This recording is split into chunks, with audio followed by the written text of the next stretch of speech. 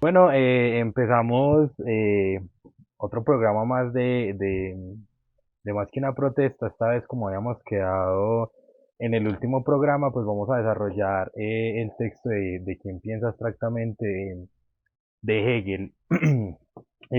Otra vez estamos con Víctor Patiño.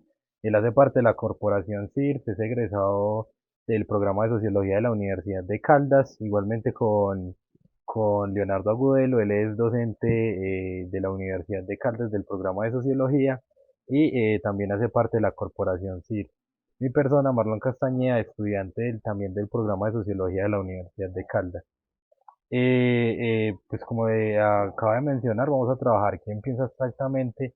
La idea es pues abordar un texto que es relativamente corto, pero que digamos que posibilita también pensar sobre cuestiones de método y digamos que cómo se aborda también el estudio en las ciencias sociales y de alguna manera eh, abordar los aspectos de Hegel en el sentido también de cómo se relaciona Hegel en términos de método con Marx. Entonces, pues para eso Víctor nos va a dar apenas como un abrebocas de lo que es el texto, de qué trata y vemos que un contexto también. Bueno, pues el texto como tal, como lo menciona Marlon, es una cuestión en principio de método. El mismo Hegel va a tratar de desarrollar desde un título que supuestamente da a entender que él va a hablar en pro, digamos, apenas uno va a tratar el texto, uno supondría con el título que va a hablar en pro de el pensar abstractamente. Pero más que eso, él va a tratar, digamos, de señalar precisamente qué pasa cuando se piensa abstractamente y qué implica eso. Y por eso la palabra, digamos, más que el pensar abstractamente, que podría ser el título del texto, él pone el quién, que es, digamos, un poco más aterrizado para desarrollar su texto. Eh, Inicialmente él plantea una cuestión que es fundamental y es precisamente la cuestión de el mundo de lo bello, creo que él lo trata así, que es el mundo que podríamos nosotros traducir a el mundo común y corriente, ¿cierto? En donde él separa el mundo del desarrollo intelectual, filosófico, del mundo común, ¿cierto? Entonces, y lo separa porque precisamente el mundo de lo común es como el mundo de lo práctico, en donde todo lo pensado y todo lo desarrollado a partir de desarrollos filosóficos y pensamientos morales se lleva a cabo de una u otra manera sin ser tan reflexionado, sino más bien siendo, siendo ya ejecutado como tal. Entonces, él va a empezar a desplegar una serie de ejemplos, una serie de demostraciones de cómo precisamente eh, al ejecutarse las cosas sin llevarse a cabo un proceso de reflexión, puede caerse, digamos, por ejemplo, en reduccionismos, podríamos pensarlo, para poder simplificar un poco el accionar de las personas y por lo tanto actuar en el mundo. Y no tener en cuenta, digamos, diferentes factores que determinan las condiciones de la cosa pensada, podríamos decirlo así. ¿Cómo así? En el sentido de que, por ejemplo, solamente se rescata una cualidad, ya sea por un interés o por otra cuestión, se rescata una cualidad de una persona, de un objeto, y a partir de eso se determina y se le identifica y por lo tanto se le trata desde eso, ¿cierto? Eh, dejando, dejando, digamos, de lado una serie de condiciones que podrían dar, digamos, un panorama un poco más amplio al respecto del sujeto o del objeto. Eh, Eso podría llegar, digamos, a empezar uno a desarrollar desde parámetros ideológicos, morales, políticos, y a partir de eso, cómo precisamente cómo actúan los individuos y cómo se catalogan a sí mismos y catalogan a los otros y cómo actúan en consecuencia con ello. Y bueno, digamos que usted mencionaba algo interesante que trata el texto, que es pues de alguna manera, no lo menciona así tal cual Hegel en el texto, pero pues es la relación del sujeto y el objeto. Ujú, Y digamos que esa relación, como está mediada de alguna manera, digamos que para que se entienda que lo determinante de alguna manera en el conocimiento o en la ciencia es lo que aparece, porque él de alguna manera lo trata así cuando él pone el ejemplo pues del delincuente. O sea que ujú. de alguna manera el delincuente es el delincuente, pero digamos que se evade o se anula, digamos que todo su proceso de construcción de la vida como sujeto. Entonces, la pregunta que le hago a Leo es, digamos que en términos de método, ¿para qué sirve este documento? Me toca diferenciar dos cosas aquí con Hegel y pues también aportar un poco el tema del contexto. Este documento es una especie de sátira que él está haciéndole de alguna manera a la aristocracia alemana y en un contexto en donde se están dando fuertes cambios políticos en Europa, la burguesía está en ascenso, estamos pasando el periodo culmen de las guerras napoleónicas y lo que es toda la destrucción del viejo régimen en Europa, el régimen feudal, y empieza a aparecer el Estado moderno, propiamente lo que se va a ir estructurando como Estado moderno, con ese antecedente en los Estados Unidos de Norteamérica. Entonces, aquí hay una consideración que es bien interesante porque hay que rescatar ese carácter revolucionario de Hegel.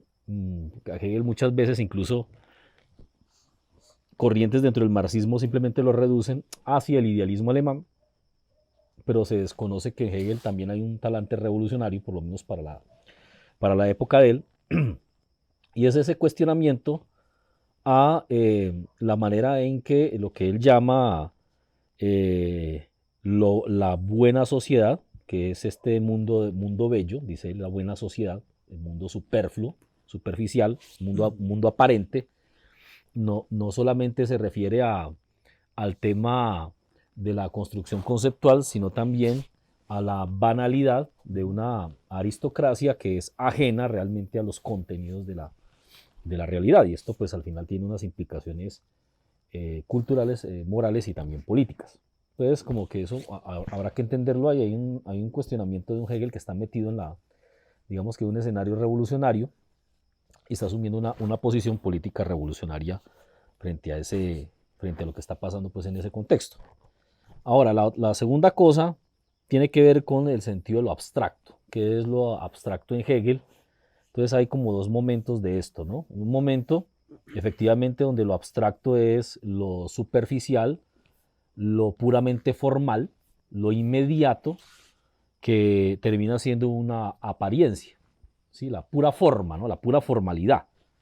Entonces, esa pura formalidad, que es un momento del conocer, solamente es un momento, pero no es el conocer mismo, ni es el conocer de las cosas en su totalidad, sino solamente un momento inicial, el determinar simplemente que algo está allí porque se puede advertir en su forma, pero no hay contenidos, solamente vemos la forma y no hay contenidos. Entonces hay un primer momento de lo abstracto, que es simplemente ese momento de lo aparente, entonces se juzgan las cosas solamente desde la apariencia, desde ese primer momento, sin advertir que pueden haber unos contenidos mucho más allá de eso. Entonces aquí viene, en términos del método del segundo momento de lo abstracto, que sería ya más bien la abstracción y es penetrar en los fenómenos, en las cosas y tratar de extractar, de extraer de ellas su contenido, que es básicamente las determinaciones de la esencia, ¿sí? Ahora, él está aludiendo justamente a ese primer momento. Entonces, como hay una reducción de la realidad termina siendo reducida únicamente a ese primer momento, que es ese momento puramente formal, puramente aparente, donde no se advierte, no se desarrollan los contenidos, sino que solamente se quedan en juicios puramente formales o puramente apreciativos. Entonces, esa es como digamos que la diferenciación que está planteando Hegel allí en ese texto. Mm, en términos, digamos que, sí, usted lo mencionaba ahorita, de que se ha obviado, digamos que mucho la figura de Hegel para la construcción, digamos que teórica, en términos de método para Marx, ¿para qué sirve Hegel en Marx? No, pues es que hay una gran discusión que se abre, eh, incluso es más antigua de lo que uno cree, desde la escuela de Frankfurt, solo por mencionar algunos, a Lukács y otros, en donde queda claro una cosa, por lo menos, y es que es difícil aproximarse a la teoría de Marx, comprenderla, por ponerlo pues en esos términos, si no hay realmente un fundamento desde Hegel. Entonces, digamos que la discusión se abre aquí en dos cosas, ¿no? Entender que la teoría de Marx tiene elementos que tienen que ser desarrollados en esa continuidad con Hegel.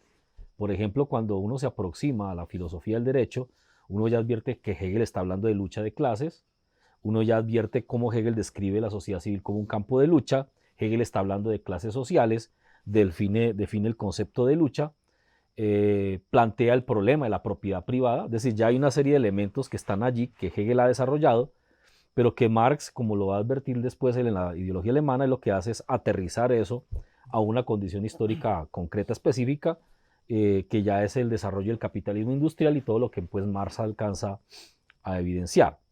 La base lógica, que eso se soslaya mucho, pero es la necesidad de entender cómo funciona la lógica en Hegel y por lo tanto cómo la lógica en Hegel es la piedra angular de todo el desarrollo teórico en Marx, la relación hombre-naturaleza, el hombre en la sociedad y todo lo que de allí pues se va a derivar. Y por el otro lado, el método, es decir, teoría, lógica y método, la forma en que yo ordeno las ideas, ordeno los pensamientos, porque el método es eso, para poder dar respuesta a los problemas que estoy enfrentando y construyo y tomo a su vez como herramientas de trabajo conceptos que ya están desarrollados, los pongo a mover con la realidad o cómo construyo yo conceptos que le sigan el paso a la realidad. Eso realmente es entendible si yo hago esa relación entre Hegel y Marx. Lo que pasa es que eso ya pues implicaría un seminario aquí exclusivo, pero por lo menos como para ir planteando que hay unas hilaciones que no se pueden desconocer. Y por último, pues también señalar que ambas hacen parte de una estructura teórica, que esto también se ha dado pues en las discusiones, no son corrientes antagónicas, no es que Marx toma de Hegel, es que hay una continuidad teórica y uno podría pensar que hacen parte de un mismo sistema de pensamiento, ¿sí? Que Hegel deja abierto, Marx lo retoma, lo aterriza a la discusión frente a la modernidad, frente al desarrollo del capitalismo, y esto tendrá otro desarrollo después con la tercera figura que aparecerá aquí, que será Lenin, para aún ahondar mucho más en lo que allí aparece expuesto. Entonces uno tendrá que pensar que si no entiendo esos fundamentos que van más allá, que es lo que se suele enseñar, es que Marx retoma de Hegel el idealismo. No, no es solamente eso. Es que está parado en la lógica, la construcción lógica, la base lógica, una construcción de carácter teórica donde ya hay unos elementos que Hegel ha dejado planteados y el desarrollo del método, que es la manera como se estructuran los pensamientos, cómo Hegel deja un sistema del pensamiento estructurado, organizado, para poder acercarse a la realidad. Si usted no comprende eso desde Hegel, difícilmente comprende esto en Marx y entonces caemos en los problemas que nos metió el marxismo, que nos metió en unos líos terribles, en unas distorsiones de las teorías. Bueno, eso habrá que entender unas vicisitudes históricas que esto tuvo, como estas entelequias del materialismo histórico y materialismo dialéctico, que eso Marx nunca habló. Y eso no tiene realmente nada que ver con Marx. Y como decía el viejo grafiti aquel en Santiago de Chile, la culpa es de Althusser. Bueno, digamos que eso para alguna persona que nos está viendo suena como muy, utilicemos la palabra muy abstracto, muy ajeno, muy lejano. Y de alguna manera, pues lo que uno puede advertir es que acá lo que se presenta es que hay por lo menos dos formas de pensar. La primera es tomar las cosas como una mera formalidad y digamos que construir de ahí como la verdad de la cosa. Ujú. Y la otra es el proceso de la construcción, digamos que del abstraer todas las determinaciones, digamos en este caso de la realidad. Si alguien, por ejemplo, nos preguntara eh, cómo configura o cómo se objetiva esto en la realidad concreta del mundo diario, de la cotidianidad, uno qué podría decirle a la gente. Mm, O sea, ¿qué implicaciones tienen Piense abstractamente. qué implicaciones tienen, digamos que estas dos formas, digamos que metodológicas de estudiar la realidad? Pues en primera medida podríamos pensar que la primera forma que se queda en eso, en la forma, eh, es precisamente la cual genera ciertos conflictos en la persona, porque en el sujeto, porque precisamente el sujeto se topa con la realidad eh, y se queda con la primera impresión que tiene de esta, sea cual sea, y a partir de eso va a empezar a actuar, pero no solamente va a empezar a actuar, sino que va a empezar a tener ciertos deseos que quiere que esa realidad satisfaga y le corresponda. A partir de eso va a generar ciertas expectativas y como no ha abstraído todos los elementos o la mayoría de los elementos que se puede encontrar en la realidad, se va a terminar estrellando. O sea, va a terminar generando un conflicto en ese sentido. Hablo de realidad no solamente como el entorno en el que la persona, el contexto en el que la persona se desenvuelve, podemos hablar en ese sentido, no sé, sino también de los otros sujetos que pertenecen a esa realidad. Cómo precisamente se queda uno con la primera impresión sin saber qué hay detrás de esa fachada y empezar a decir si realmente esa primera impresión sí fue la que corresponde con la identidad de la persona, podríamos pensarlo en ese sentido, o el contenido de la realidad.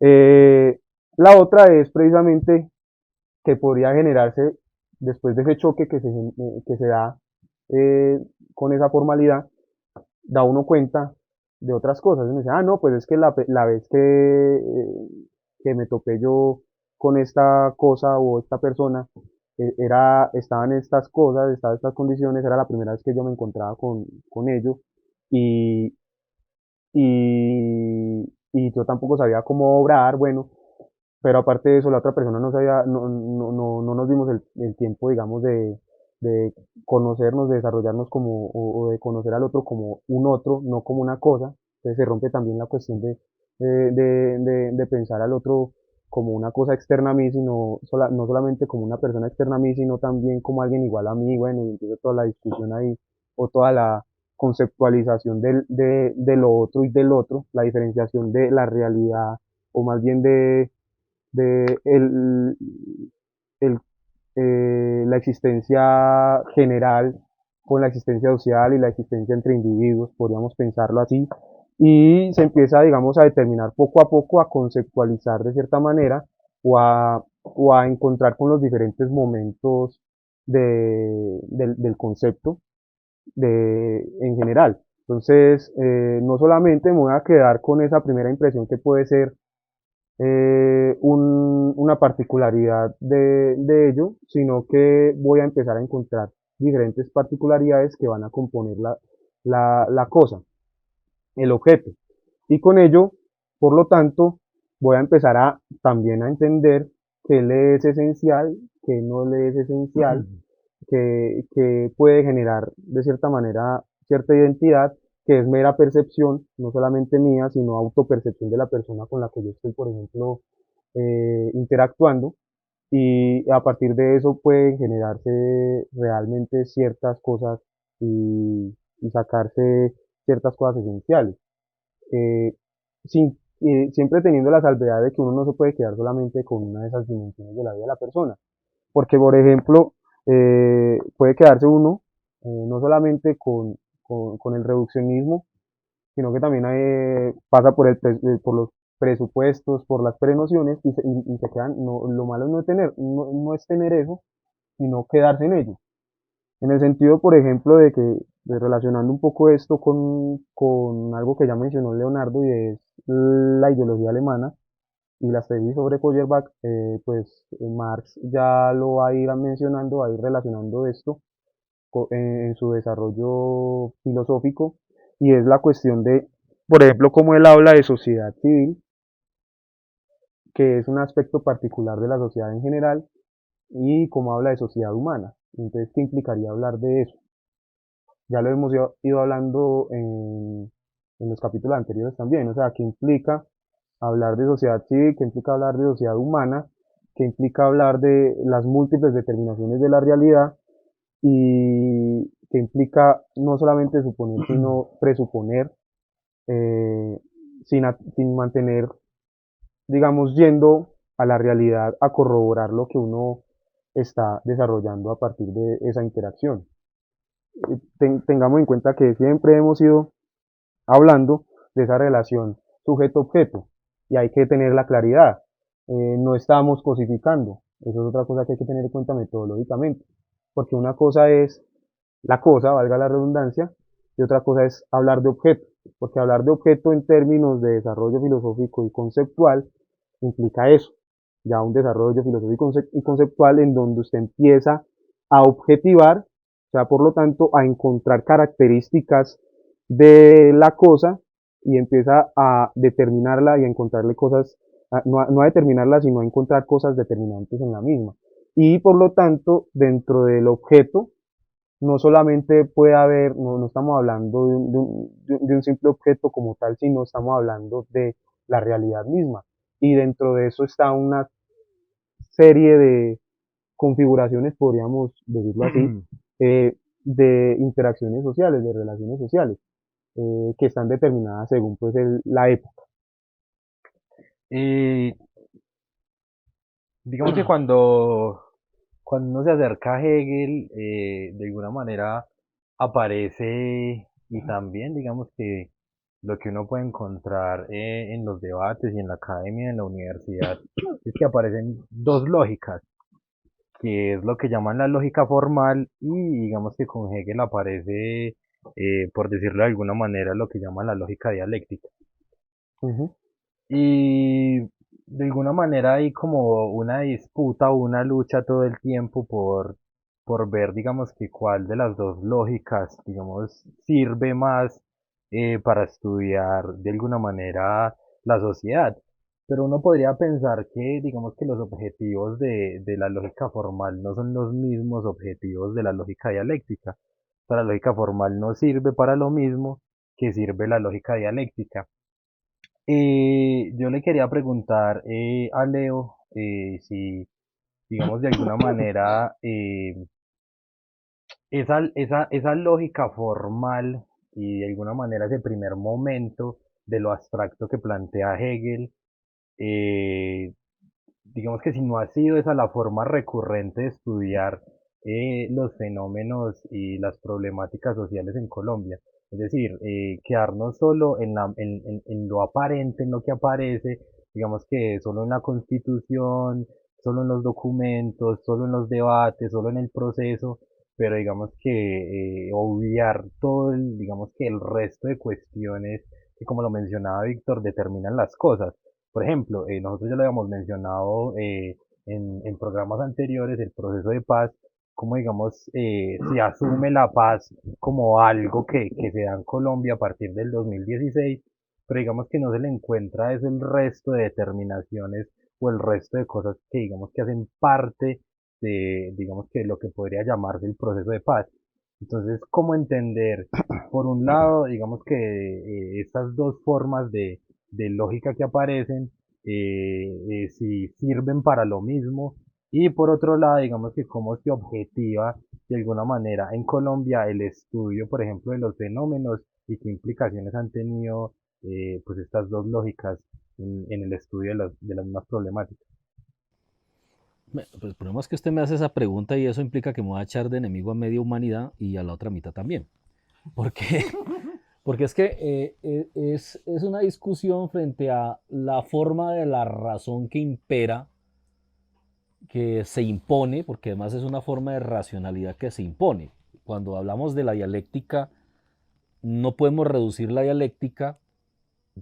Ojo que también en esto hay discusión, hay debates incluso entre los mismos dialécticos. Hay posturas, yo comparto esa postura, que la dialéctica es más que una simple forma de trabajar, una forma de simple investigación. La dialéctica es una forma diferente de la razón, implica otra racionalidad, ¿sí? Porque de entrada está advirtiendo que hay un proceder distinto, no solamente en la forma de conocer el mundo, sino de comportarse con respecto al mundo. Es que la forma en que yo conozco el mundo implica también una forma de comportarse, ¿sí? Esto el propio Hegel lo señala. Cuando yo me quedo simplemente advirtiendo y asumiendo la realidad como aquello que se me presenta como una inmediatez, es decir, su condición estrictamente formal, pues eso me implica a mí una forma de relacionar también puramente formal frente al mundo. Entonces juzgo el mundo, lo evalúo, lo transformo, porque hay una transformación de la realidad, pero en sus aspectos formales. ¿Qué quiere decir esto? Que hay una imposibilidad de ir más allá de cambios o transformaciones formales. No llego a la esencia de ciertos aspectos o fenómenos de la realidad o ciertas condiciones de la realidad. Ahora, esto también hay que entenderlo. Hegel es muy claro en eso, cuando uno mira esto en la fenomenología. Pensamiento analítico formal o el pensamiento formal es solamente un momento, es un momento que implica avances frente a otros momentos, pero que tiene sus limitaciones. Es decir, ayudó, y uno podría pensar que en estos tiempos que estamos viviendo ya está agotado el pensamiento formal. Y bueno, ya ahorita voy a plantear algo frente a esto. Ayudó a ciertas aproximaciones respecto de la realidad en todas las ciencias, pero también en todo el desarrollo de la cultura en general. Entonces esto tiene que ver con la cultura. Sí, claro, porque es que si estamos hablando de una forma de razón, estamos hablando de una forma que determina la evolución de todos los ámbitos de la cultura y es determinado por esos otros ámbitos de la cultura, aspectos culturales que se desenvuelven sobre esas características o elementos puramente formales, ¿sí? Entonces, cuando uno mira esto y entiende que aquí estamos es ante una discusión, un debate frente a dos formas de racionalidad, pues hay una que se vino imponiendo históricamente, que fue el pensamiento analítico formal o el pensamiento formal. Hay una cultura que se desarrolla y desarrolla ese pensamiento analítico formal y se impone, y que además, mirando su pregunta, no sé qué tan acertado sea o tan preciso sea decir que tiene unos objetivos o tiene una utilidad. Simplemente lo que uno encuentra es que históricamente el desarrollo del pensamiento y de la cultura anclada en el formalismo, en la estructura formal, fue absolutamente concordante con el desarrollo de la sociedad burguesa, con el desarrollo del capitalismo, ¿sí? Hasta el punto que toda la estructura cultural de la burguesía, que se expresa en lo económico, lo político, lo jurídico, lo ético, lo moral, pues tienen ese condicionamiento, y es que hacen referencia o relievan los aspectos puramente formales de la vida humana. Y todo termina girando en torno a esos aspectos puramente formales, y de esto pues Marx hizo una crítica más que suficiente, incluso en la crítica que le hace el propio Hegel, en la crítica a la filosofía del derecho, en la ideología alemana, en los robos de leña, en los manuscritos del 44, en la cuestión judía, etc. Es decir, hay una estructura que la modernidad desarrolla en todos los ámbitos de la vida, hay una forma de organizar la vida, y es sobre esos aspectos formales, abstractos, es decir, hay una negación de contenidos esenciales, la lógica de la burguesía, etc. Y de alguna manera el mundo se construyó así. Claro, entonces viene aquí algo que ya Hegel advertía, y es que la modernidad, al estar soportada justamente por ese condicionamiento puramente formal, está condenada a la crisis, ¿sí? Y las crisis que no se resuelven, crisis que se van profundizando, crisis que desencadenan en grandes tragedias y dramas humanos, crisis que han decantado en algunos intentos o procesos revolucionarios, algunos con éxito, otros que han sucumbido en el tiempo, crisis que se van agudizando en la medida en que más se profundiza el desarrollo de la modernidad, el desarrollo del capitalismo. La crisis que estamos viviendo hoy, uno puede pensar desde la dialéctica como otra propuesta de racionalidad, se debe a la incapacidad que tiene y que manifiesta ya el pensamiento analítico formal de dar respuesta a los problemas. Eso como una introducción para su pregunta, porque es que hay que Estamos en la parte abstracta. sí, porque es que hay que entender que esto es otra forma de racionalidad en donde yo simplemente tengo que dejar de mirar el problema en la apariencia, en lo inmediato, e ir de fondo a la realidad, a sus determinaciones, por desagradables que sean. Hegel, él en el texto utiliza un ejemplo, el del condenado, el del asesino. La gente cuestiona, sanciona al asesino, es un ejemplo bastante controvertido, decía Víctor ayer, porque solamente ven eso, un asesino, ven el aspecto formal de un momento puramente formal de la vida de un sujeto, pero no se ve más allá. Entonces el mismo Hegel en el ejemplo explica, alguien que conozca la condición humana entenderá que hay algo más que un asesino, hay toda una condición de vida, hay toda una historia en la vida del sujeto que lo lleva, lo arrastra, producto de esas relaciones sociales, al asesinato. No se trata de que usted como individuo, Hegel nunca dijo eso, se eximie de su responsabilidad, pero sí entender que hay una relación entre individuo y sociedad, de determinaciones entre individuo y sociedad, que no pueden ser simplemente fragmentadas y reducidas a esa condición puramente abstracta.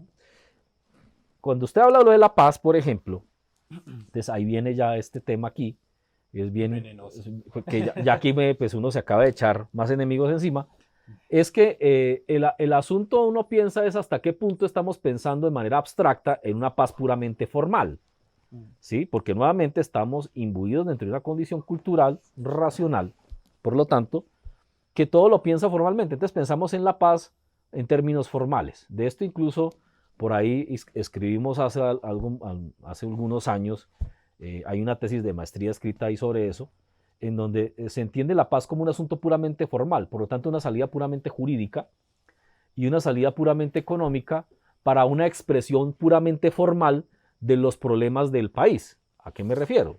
El que existan guerrillas, paracos, lo que sea, ¿sí? Son solamente una manifestación formal de algo muy podrido, supremamente descompuesto y que se sigue pudriendo en la sociedad colombiana.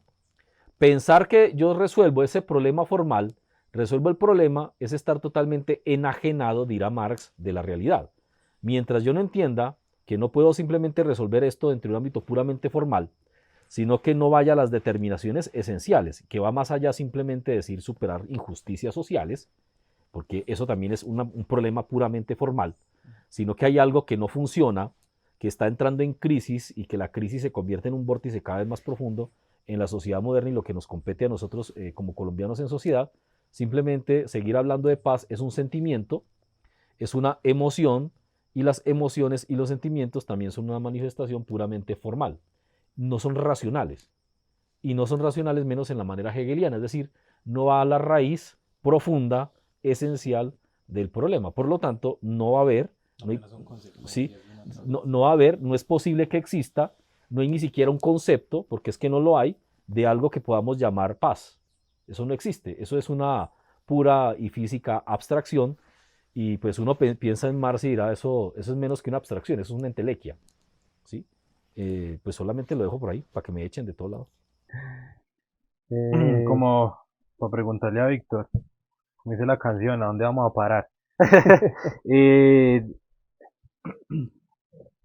a ver, es que digamos que todavía es muy ajeno, porque pensar, digamos que en términos dialécticos es como ya lo dice Leo, digamos que también es un proceso que se ha venido dando de la construcción de la razón de la sociedad, pero de alguna manera, ¿qué podríamos decir en Colombia de quién piensa abstractamente?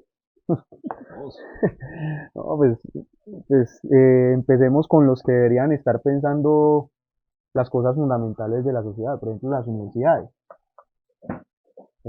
Casos conocidos, pero sobre todo las tendencias, y ahí sí me gustaría meter precisamente eh, el concepto poner el concepto en la mesa, el concepto de ideología y que sí, que podríamos empezar a hablar de los momentos en los que este se presenta y las formas en las que este se presenta. Y precisamente las universidades, centros de pensamiento reproducen, por ejemplo, los deseos, intereses, eh, que llevan a cabo la reproducción social. ¿Y qué implica la reproducción social? Lo que ya hemos ido hablando, y es la cuestión de la posición de una clase que domina, que está en el poder, y le convienen ciertas formas de pensamiento, ciertas formalidades del pensamiento, eh, para enfocar investigaciones que llevan a cabo nada y que por lo tanto siguen ayudando a reproducir los problemas sociales, la sociedad como está, sin tocar sus problemas esenciales, sin tocar el tronco de sus problemas, y ese tronco es precisamente señalar eh, la lucha, digamos, por ejemplo, por el poder, o señalar por qué clase domina y qué clase está siendo subyugada y todo ese tipo de cosas. Y se terminan desviando a condiciones meramente emocionales, a condiciones de lo cotidiano, a investigaciones que tengan que ver solamente con cosas descriptivas, con cosas de decir es que el conocimiento que yo estoy desarrollando se da solamente en un momento determinado, en un tipo de investigación, un tipo de práctica de esta fecha y ya después, chao, me voy. Ese tipo de cosas me parece a mí que es el reflejo más fiel de el pensar abstractamente, porque no se está yendo a lo esencial, a los problemas esenciales de la realidad colombiana, sino que se está yendo uno, digámoslo, por las ramas para terminar haciendo o terminar cayendo en la reproducción social. Eh, Yendo, por ejemplo, a una cuestión, y es que, retomando algo que Leo estaba mencionando, y es precisamente las condiciones puramente de la formalidad, el pensamiento formal llevan a cabo, por ejemplo, a partir de la categorización. Y por lo tanto hay una clase que se universaliza y por lo tanto universaliza sus percepciones, sus condiciones como clase y las genera para todo el resto de la población, por ejemplo. Entonces, esto podría uno pensarlo de esta manera, y es el aislamiento de un aspecto particular de la sociedad, o sea, una clase, ponderándolo como el aspecto esencial y universalizando esa particularidad. Entonces, dándolo por sentado en el sentido de que todo lo que suceda, todo lo que acontezca en esta sociedad tiene que estar dentro de los parámetros o si no, ya se genera un conflicto. A lo que voy yo es precisamente cuando hay una contradicción con ese parámetro formal de esa identidad particular que se muestra universal y trata de demostrarlo a partir de su poderío como clase, se genera el conflicto, porque ahí siempre van a haber sujetos, agentes, individuos que muestren su inconformidad de una u otra manera. Ya lo hablaremos en términos de reivindicación o de revolución. Eh, pero eso no va a solucionar nada porque, por ejemplo, desde el mismo pensamiento formal se va a categorizar de un lado y del otro. No sé hasta qué punto, digamos, se considere esto como perjudicial o no en algún momento, porque va a ser un momento para, digamos, diferenciarse el uno del otro. Pero esto también lleva, por ejemplo, a lo que se podría plantear, eh, como suele suceder en la guerra, la deshumanización del otro y pensar que la guerra es por lo tanto inhumana, por ejemplo. ¿Por qué? Porque se trata al otro como un monstruo a partir de discurso, ¿cierto? A partir de todo lo que hemos ido hablando en términos de quién tiene la opinión y todo ese tipo de cosas. Entonces, a lo que iría yo es, por ejemplo, precisamente, cómo se presenta eso en la sociedad colombiana.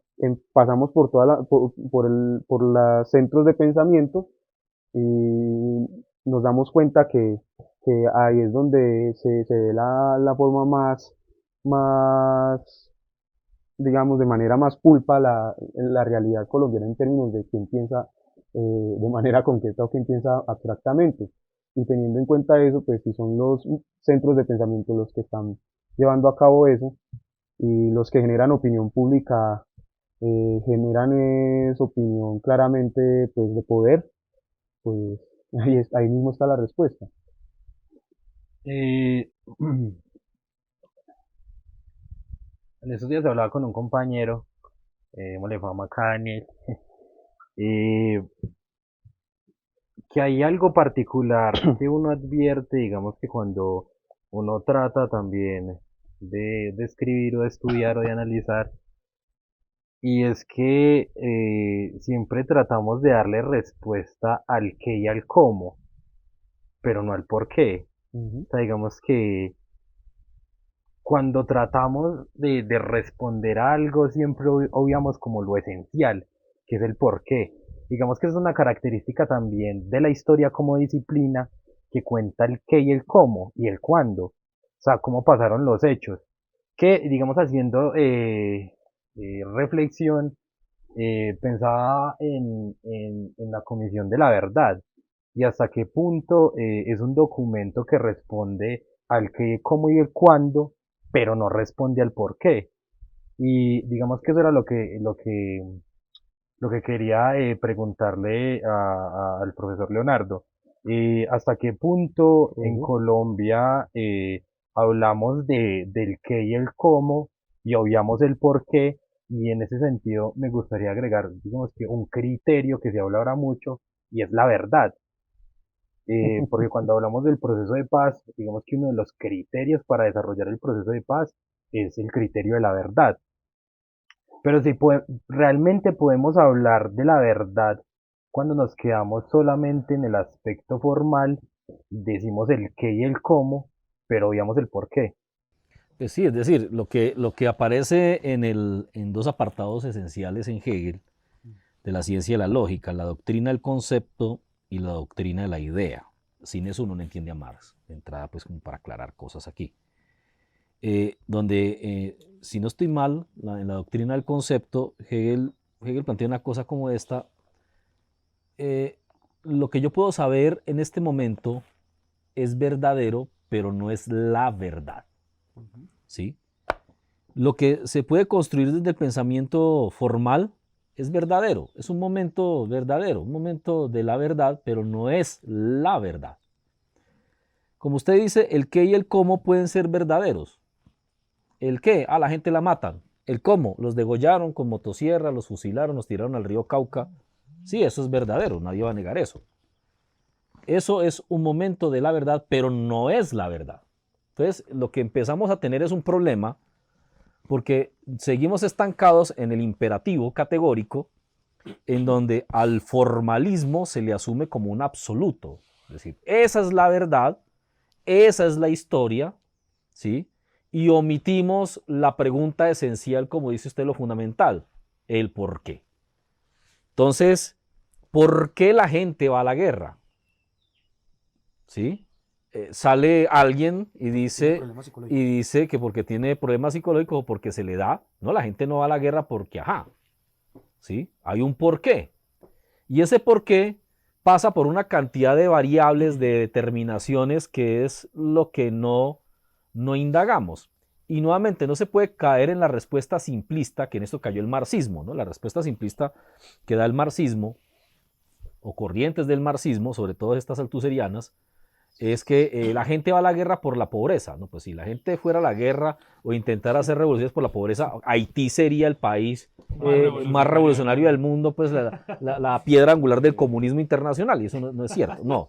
Es decir, dentro de las condiciones históricas de la sociedad colombiana, sí, la pobreza creciente, el tema de las condiciones sociales que históricamente vienen desde la colonia, las condiciones objetivas, todo esto que uno puede encontrar son solamente un aspecto esencial, un aspecto del por qué, pero aquí también hay elementos de carácter cultural, hay elementos de carácter ideológico ligados justamente a una estructura cultural fundamentada en el pensamiento analítico formal, ¿sí?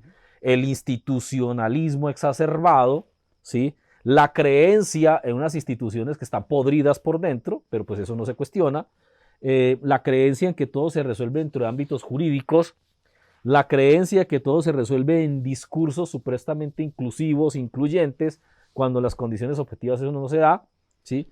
La creencia de una cantidad de entelequias y de sofismas que no resuelven los problemas, las expectativas, las aspiraciones, tanto objetivas como subjetivas, reales, fundamentales del sujeto.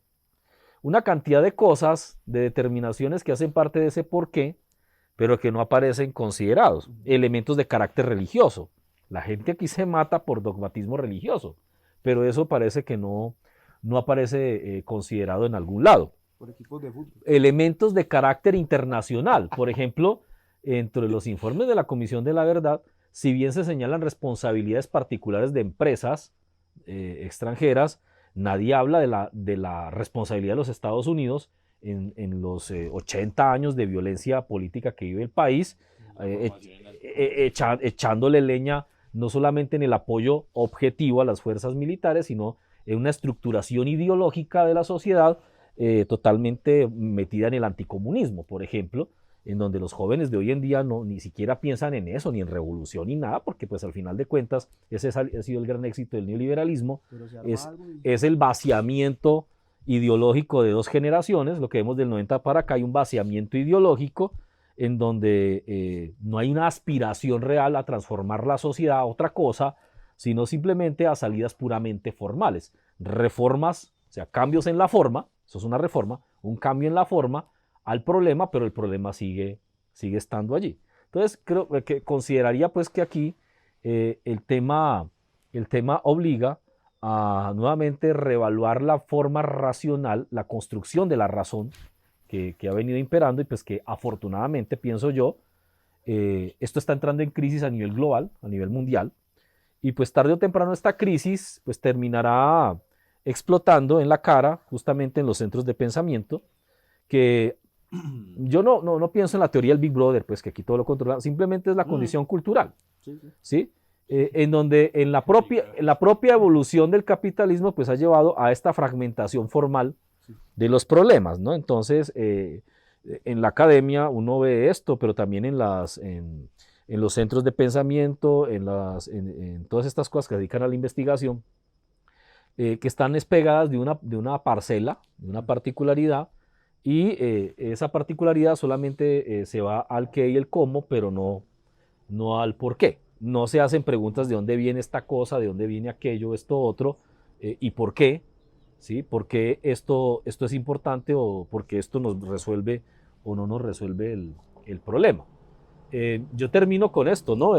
Lo mencionaba Víctor hace un rato, y es, por ejemplo, supremamente grave el vaciamiento de contenido que se le está dando a las disidencias, por ejemplo, de las FARC. Se les trata simplemente, como el ejemplo de Hegel, como un criminal.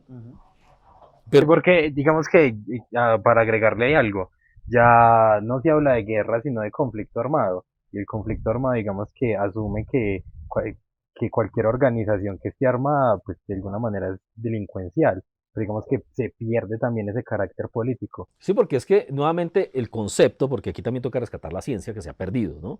Si yo hablo de guerra y miro conceptualmente esto que implica, entonces uno se devuelve a Clausewitz, dirán que uno es ortodoxo y anticuado, pero pues uno qué culpa tiene de que, uno qué culpa tiene que esta gente estaba más clara en eso.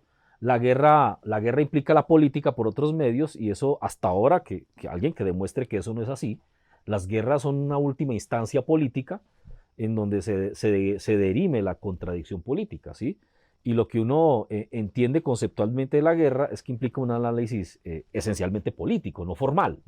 Pero nos quedamos mirando, el análisis es puramente formal, no el contenido político. Entonces, cuando uno mira el caso de las disidencias, por ejemplo, lo que está pasando últimamente, uno como que prende el semáforo, lo pone en amarillo y uno dice, ojo, porque aquí hay algo político que está pasando muy fuerte, muy grave, muy delicado para la sociedad colombiana, pero nadie le está poniendo atención porque simplemente se redujeron a esa abstracción, es decir, se les ha vaciado todo contenido político y se les redujo a que son bandas criminales, pero uno empieza a mirar y a escuchar y a leer y hay un contenido político allí de por medio, incluso en sus acciones últimamente están primando más acciones de carácter estrictamente político que militares, ¿sí? Entonces uno dice, aquí hay algo más, pero no, estamos mirando, no sé, como decía un amigo venezolano por ahí, estamos embelesados estudiando la mirada del pescado, o las interalter contra subjetividades y todas estas cosas,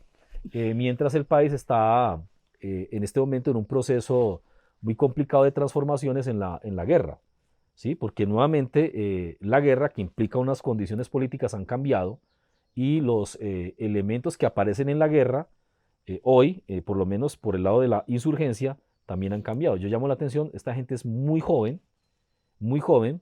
eh, son de una extracción básicamente campesina por la forma en que uno advierte, y a pesar de todo esto, y aunque hay una cierta precariedad en el discurso, hay un contenido político, pero esto se soslaya.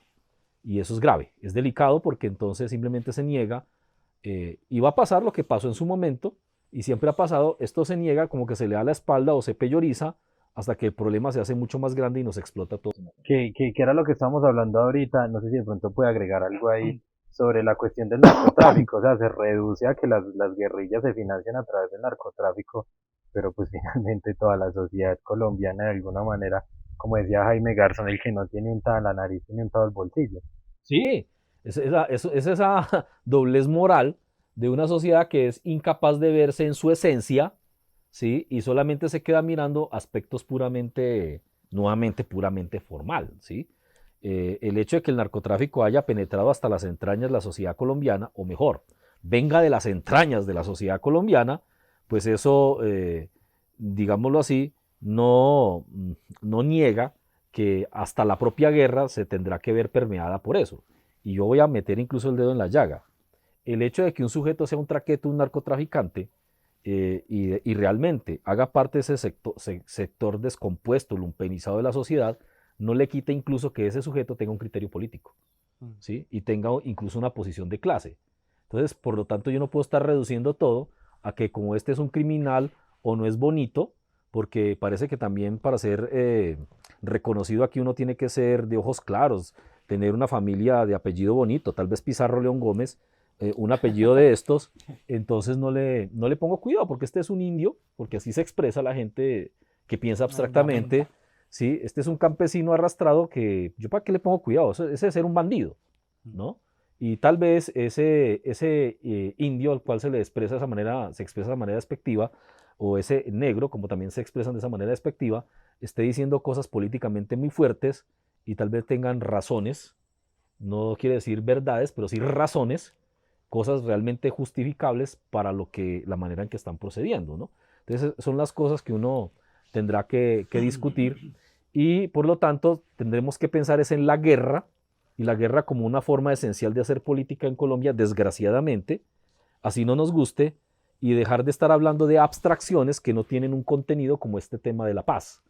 Y para poder hablar, o yo propondría más bien, para poder construir un concepto de paz, porque toca construirlo, y por lo tanto objetivarlo, hay que comprender y conocer políticamente todo el escenario de la guerra, pero eso es a lo que menos realmente le estamos dedicando tiempo, sin peyorizaciones y sin eufemismos. Es que ni siquiera, pues, volviendo al tema de los procesos de paz, entre comillas, en medio de toda esa formalidad, se habla, por ejemplo, se habla de reconciliación, se habla de perdón y todas estas cuestiones, pero antes de todo eso, antes y durante, se trata a los actores armados, por ejemplo, que no son estatales, se les trata como criminales. Entonces, ¿usted cómo se va a reconciliar? Dentro de toda esa formalidad, se va a reconciliar con una persona que es de imagen criminal, que está peyorizada,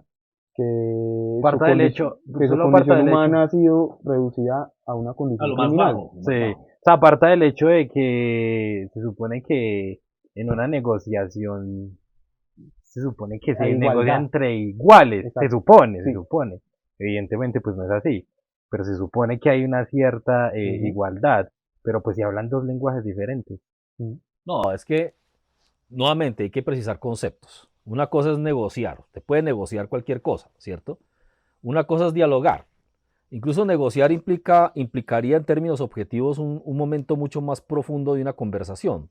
Yo estoy tratando de lograr algo, pero sé que tengo que ceder algo. ¿Y hasta dónde? Porque el negociar implica unos límites. Dialogar es hablar. Uno puede hablar de muchas cosas, pero no hay ninguna intención de realmente ceder nada. Y otra cosa es hablar de paz, porque uno supondría que la paz, nuevamente, tendría que ser un concepto claro. Yo hago la pregunta, ¿qué es esto? ¿Qué es eso de paz? ¿Dónde está el concepto que para la sociedad defina qué es la paz? La paz empieza a tener más bien la forma de un sentimiento, de una emoción, pero no de un concepto, ¿sí? O quizás también se asuma como la pacificación. Pero el problema es que como no está definido, y ojo, una cosa es pacificar, que es un proceso, y otra cosa es la paz como un estado social, pensándolo en términos de Kant, porque Kant, pues quizás, y el problema es que hasta eso se omite, Kant pensaba la paz como un estado de la sociedad. ¿Qué es esa vaina? Bueno, tocaría remitirnos tal vez en un seminario sobre Kant y la paz, pero bueno, eso no es el tema aquí. Pero si es la pacificación, es el proceso. Entonces, tal vez también, como la estructura es formal, confundimos el proceso con la meta, nuevamente Hegel, porque Hegel llama la atención. Usted no puede confundir la meta con el proceso. Entonces la dialéctica plantea un problema. La meta de la dialéctica es el proceso mismo, ¿sí? Porque las cosas están en continuo cambio. Si yo voy a hablar de paz, desde la dialéctica estaríamos pensando en un concepto que tendrá que empezar a ser construido y entender que no es un absoluto como se ha pretendido, como no es un absoluto la verdad. Y que esto implica ir a ese porqué de las cosas. Pero en la actual condición cultural, moral, racional, es sumamente complicado porque todo el mundo está fracturado, todo el mundo está sesgado a un sentimiento. La paz es un sentimiento, es una emoción, es una necesidad, pero no en términos racionales a el porqué de la guerra y entender primero que todo el tema de la guerra. Eh, pues yo la verdad no quiero centrarme tanto en el tema de la academia ni nada de eso de las universidades, pero pues sí llamó la atención que no hayan realmente líneas de trabajo, y no lo digo solo por la Universidad de Caldas, sino en general en temas de sociología de la guerra, por ejemplo, cuando en países que no han estado en guerra se han dado investigaciones y líneas de la guerra. Uno ha visto esto en la UBA, por ejemplo, o algo por ahí en otro lado, en Brasil o en México, pero aquí no. Bueno, ya uno empieza a sospechar de ciertas posturas ideológicas, cosas que hay por allí que pues, son materia de otra discusión. Pero entonces es como el tema central. Tocará volver nuevamente y plantear la racionalidad en la forma en que lo dice Hegel. Es decir, realmente empezar a darle contenidos a las cosas y no partir, como lo decía Víctor hace un rato, de un prejuicio, de una intuición o de un sentimiento, porque entonces nos caemos en equívocos, y los equívocos, vámonos a la fenomenología del espíritu, nos lleva a varias de esas formas de conciencia desgraciada. O nos volvemos estoicos o nos volvemos escépticos, y uno no sabe cuál de todas estas es peor, ¿no? El desengaño de una sociedad que no ve cumplidas unas promesas que están amparadas simplemente por un formalismo y un absoluto desconocimiento de las condiciones reales. Eso sería como lo que uno podría concluir allí. Digamos que ya para ir cerrando, Víctor te mencionaba ahorita algo de las universidades y me gustaría hacer un comentario respecto a eso. Y es que, digamos que yo todavía soy muy joven, pero hace algunos años ya he venido hablando, digamos que de la necesidad de construir pensamiento crítico. Pero, pero cuando uno busca o uno indaga o uno, digamos que mira la forma en cómo se expresa eso, el pensamiento crítico termina siendo una forma de emoción. O sea, quien, digamos que siente igual que yo. Porque si uno llegara a pensar de que el pensamiento crítico, digamos que parte de este proceso de la relación del sujeto con el objeto, del concepto con el objeto, pues creo que de alguna manera como que estamos perdidos en ese desarrollo de encontrar precisamente algo que pueda llamarse pensamiento crítico. Y mencionaba ahorita, Leo, que de alguna manera hay, digamos que formas de estudiar las problemáticas sociales y digamos que, claro, lo que uno encuentra es un estudio fragmentado de, digamos que los problemas en Colombia. Entonces, la guerra se estudia a través o de la emoción, o la guerra se estudia a través de la pobreza, o la guerra se estudia a través de la desigualdad, como si fuera, digamos que, monocausal los problemas en Colombia. Y Y formal.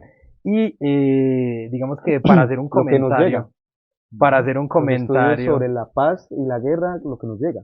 para hacer un comentario en la claridad, y no es que nosotros estemos haciendo apología a las disidencias, porque pues uno se tiene que curar en salud, no estamos haciendo apología a las disidencias, pero sí hay que empezar ese proceso de alguna manera de entender qué es lo que hay y no entenderlo en el cómo, ni, ni en, ni en En el el que, cuándo, en el que. sino en el por qué, Ujú. porque pues, de alguna manera los problemas tendrán que encontrar alguna solución, la sociedad tendrá que decantarse en algún momento por la búsqueda de una solución y pues eso tendrá que también estar anclado a un proyecto político.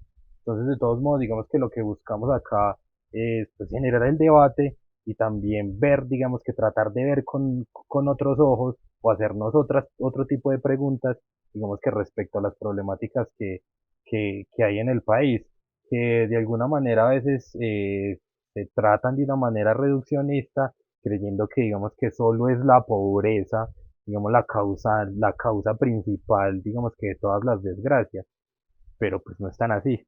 Ya no sé si, digamos, Víctor quiere agregar algo para ir cerrando. No, pues precisamente eso de, a mí me parece muy importante esa cuestión de cómo andamos en la emocionalidad, la percepción y la autopercepción, como, Que lloro. como, como aspectos dominantes en el pensamiento, y es que podemos llegar a decir que Si es sí, que pensamos. no, puede haber algo de pensamiento, pues Sentipensando. sí, Sentí pensando. también, o sea, que puede haber algo de pensamiento, pero ¿hasta qué punto hay conocimiento? Esa distinción hay que hacerla, porque por ejemplo caemos en reduccionismos de la violentología, la victimología, ¿cierto? O sea, que tratamos al otro como violento o como víctima, o como resultado de un Víctima proceso del de... desarrollo no sostenible, como decía Garzón. Exacto. Oye, tú, víctima del desarrollo Humilde no labriego. sostenible. Entonces, ¿cómo es? No, o sea, dejar de categorizar en ese sentido, porque por ejemplo no solamente esa generación de percepción hacia el otro como víctima o como simplemente una persona violenta o ni siquiera como persona, como un animal, un bárbaro, eh, sino también empezar a romper con eso y también que las personas rompan con esa cuestión de la autovictimización. O sea, hasta qué punto, hasta Echando qué, la soga al cuello, papi. hasta qué punto no hay que hacerse responsable, por ejemplo, De lo después que somos. de lo que somos y actuar. Porque vivir toda la vida de dádivas y de lo que refleja la lágrima Del que se está subsidio. desparramando por mi mejilla, no funciona mucho, porque eso se va a seguir generando, como señala Marlon, la cuestión del por qué. O sea, si no vamos a la cuestión fundamental del por qué se dan los problemas y por qué se generan los conflictos y la guerra en Colombia, esto va a seguir pasando, esto va a seguirse dando y van a existir grupos, sin fin de grupos, y se van a llamar de diferentes maneras porque la causa no se ha atacado de raíz. Y La no sé causa. si Leo ya tiene un comentario ahí para cerrar. Y me gustaría, no sé si de pronto, ya con lo que hemos venido hablando, digamos que de esto de quién piensa abstractamente, ¿no será el gobierno de Petro precisamente esa expresión, digamos, de la izquierda que, de la izquierda, que ha sido incapaz de alguna manera de entender y tratar de responder al porqué, digamos que de los problemas y en ese mismo sentido, pues crear marcos de acción para solucionar los problemas? Porque, bueno, digamos que porque lo que uno ve, digamos que las últimas expresiones del gobierno es que pues hay un impuesto al salchichón, hay el aumento de la gasolina, se habla del aumento del predial y bueno, y hasta qué punto todo eso, digamos, no termina siendo contradictorio, digamos que para un proyecto, bueno, no, un proyecto, un programa que se presentó de alguna manera como tan abierto, tan inclusivo, digamos que tan para los pobres, para los nadies, digamos que esto no termina también siendo, digamos que un retroceso y precisamente un momento en el que se ignora las respuestas al porqué, digamos que los problemas en Colombia. Terminamos cayendo en el programa anterior de las elecciones. Hay que meter el dedo en el No, pues, no, varias cosas, siempre digo varias cosas, pero es que este muchacho abre una caja de Pandora que pues ya en el cierre es como difícil. Primero es que hacemos un programa de menos de una hora y media. Es lo siguiente, nuevamente la cuestión es volver a la racionalidad, volver a la razón. Algo que nos han metido en los últimos 5 años es el tema de las emociones. Uno no niega la importancia de las emociones, volvamos a Hegel, la pasión y el deseo, eso nos hace humanos, pero recuerden que está la razón, y esto pues aludiendo a Platón, la que tiene que orientar todo esto, pero estamos en un estadio puramente emocional y poco racional. Yo no puedo armar un programa de gobierno a partir de emociones. Es que gobernar implica la mayor racionalidad posible, ¿no? Y esto no me lo invento yo, esto es algo que viene muy claro, incluso en las distintas vertientes de la filosofía y de las ciencias políticas, y en las dos grandes vertientes pues, de la razón, la dialéctica y la analítica. La razón es fundamental para poder gobernar, para poder incluso recoger un marco de intereses, muchos contrapuestos y darles alguna salida. Eso no se hace a partir de pasiones o a partir de emociones, del deseo. Entonces, y más que todo el deseo. Entonces aquí estamos ante un imperio que es básicamente el imperio de la emoción, del deseo y no de la razón. En parte esto es una de las características esenciales de la política colombiana, de los periodos, de los ciclos de violencia, de guerra que hemos vivido, y es que siempre hay una preponderancia en algunos momentos de elementos de carácter emotivo, mágico, religioso, dogmático. Por eso nuevamente esto no es un asunto solamente de pobreza, sino que aquí hay otras determinaciones que, sí, que hay que ver. Esa maldita tendencia está fragmentando la realidad, porque cuando yo fragmento la realidad desconecto y no advierto la relación entre elementos de carácter subjetivo y los elementos de carácter objetivo, ¿sí? Esto, si yo lo desconecto, pues entonces no veo la realidad en su total claridad y simplemente me pierdo en el bosque de las formas. Eso es como una cosa que habrá que mirar allí y que necesariamente hace parte del campo que se está disputando aquí, es el campo del conocimiento. Incluso yo le corregiría algo. Esto no se trata de entender, eso es analítico formal, ni de comprender, es de conocer. Y lo que yo debo de conocer, si nos estamos parando en la razón, como en la dialéctica como razón, es conocer realmente el porqué de las cosas, es la pregunta más importante que se hace en la filosofía, ¿sí? Y el movimiento de ese porqué, es decir, las transformaciones históricas de ese porqué. Y hasta qué punto en Colombia estamos pensando de una manera tan abstracta que no hacemos ni siquiera un seguimiento de ese movimiento histórico de los problemas, pues primero porque los desconocemos y segundo porque no somos capaces de advertir el estadio, la forma en que esto evoluciona. La guerra nos ha evolucionado, estamos en otro ciclo de la guerra, en otro momento de la guerra, ya no son los rostros de aquellos que se rindieron y entregaron las armas, ni de aquellos que murieron. Estos son un momento donde hay otros actores, otros protagonistas mucho más jóvenes, ante un gobierno que efectivamente se estructuró sobre la base de una cantidad de deseos, de muy buenas intenciones, otras no tan buenas, otras no tan claras. Dice por ahí el dicho, de buenas intenciones está empedrado el camino del infierno, y que por lo tanto lo está llevando a una profunda debilidad y sobre todo una incapacidad de resolver cosas. Porque cuando yo me planteo incluirlo todo, y esto lo habíamos hablado en 2 programas anteriores, en política usted no puede darle gusto a todo el mundo, usted no puede pretender que todo el mundo, por lo menos en un momento determinado, esté incluido, porque eso no es posible. los recursos son limitados, las condiciones tienen unas limitaciones históricas que hacen que esto no sea posible. Habrá que mirar cómo pasa el tiempo y cómo evolucionan los hechos, a ver si hay posibilidad de dejar de pensar tan abstractamente. Y ya nos callamos. Bueno, ya cerramos, digamos que este programa importante traer a Hegel porque de alguna manera como que se ha obviado, digamos en la academia, la figura de Hegel. Muchos dicen que para entender a Marx no es necesario Hegel.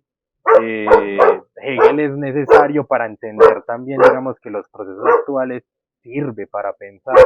Y continuamos, yo creo que con dos programas más para cerrar el año sobre el imperialismo.